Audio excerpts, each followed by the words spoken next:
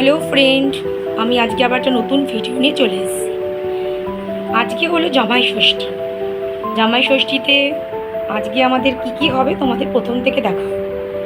সকালে দেখো, জামাই ষষ্ঠীতে আমাদের চলে এসছে লুচি, আলুর তরকারি, মিষ্টি, ফল।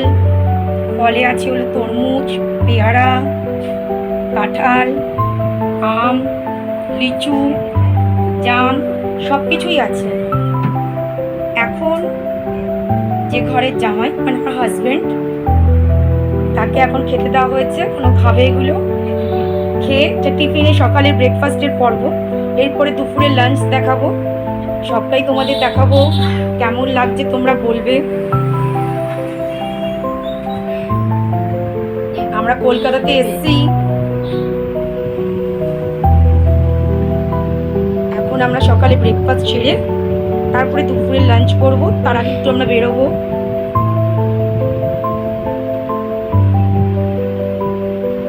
পরের ভিডিওটা দেখতে পারবে কি কি করছি, সারাদিন আমরা কি করব তোমাদের দেখাবো। আমার সুতপা সিম্পল লাইফস্টাইলে তোমরা একটা লাইক কমেন্ট শেয়ার করে দিও।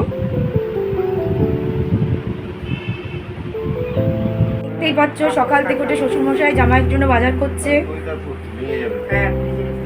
অনেকবার করে বাবা যাচ্ছে বাজারে, কি আনবে না আনবে বাবা বারবার করে যাচ্ছে আনছে।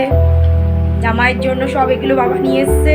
এখন আবার বাবা গিয়ে ইলিশ মাছ নিয়ে আসলো, বাবা নিয়ে আসলো সব দই মিষ্টি। জামাই যা যা খেতে ভালোবাসে সব কিছুই নিয়ে আসছে।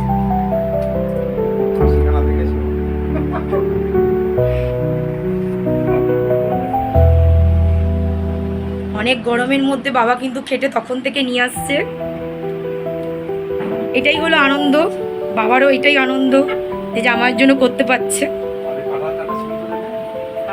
হ্যাঁ সব আছে, না তুমিও খেয়ে নাও। খেয়েছে বাবা?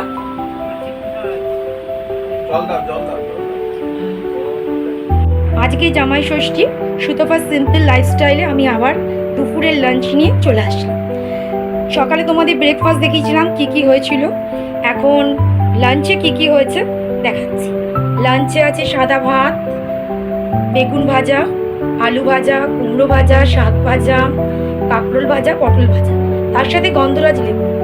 গন্ধরাজ লেবুটাকে তো দিতেই হবে, এটাকে তো বাদ দেওয়া যায় না। তার সাথে আছে হলো শসা, স্যালাড, আর আছে ইলিশ মাছ, চিংড়ি মাছ, পটল আলু দিয়ে চিংড়ি মাছ, রসগোল্লা, দই, চাটনি, ডাল, আর আছে মিষ্টি, 5 রকমের মিষ্টি দেখতেই পাচ্ছ। আর এখন সবে জামাই খেতে বসেছে, মা এখন ওকে খেতে দিয়েছে। অনেকক্ষণ আগে দেওয়ার কথা ছিল, মা দিতে পারেনি, তখন আমরা ছিলাম না, যেহেতু একটু কাজের জন্য বেরিয়ে গেছিলাম ব্যাংকে। তো মা এখন খেতে দিচ্ছে। কেমন লাগলো তোমার জামাই ষষ্ঠীতে এসে? ভালো লেগেছে তো? কোথায় গেলে মা? এখানে দাঁড়াও দাঁড়াও। এটা হলো আমার মা, প্রত্যেকবার কষ্ট করে খেটে জামাইকে এত সুন্দর পদ রান্না করে দেয়। আর জামাইয়ের সাথে সাথে নাতিকেও সাজিয়ে দিতে হয়েছে, তাহলে তো তার আবার রাগ হবে যদি নাতিকে না দেবে। ওর জন্য নাতিকেও সব সাজিয়ে দিয়েছে। বাবা তো সকাল থেকে উঠে বাজার করেছে, মা এতক্ষণ মা বললো না আমি সব নিজের হাতেই রান্না করবো। একটা দিন জামাইকে জামাই ষষ্ঠীতে ভালো করে রান্না করে দেবো, তার জন্য আবার কী দরকার? না হলে মাকে বলা হয়েছিল মা এই গরমে তুমি রান্না করবে কি করে, কিন্তু মা নিজের হাতে সবটাই করেছে। আর এইটার জন্যই প্রত্যেক বছরে সব মেয়ের মা বাবারাই অপেক্ষা করে থাকে।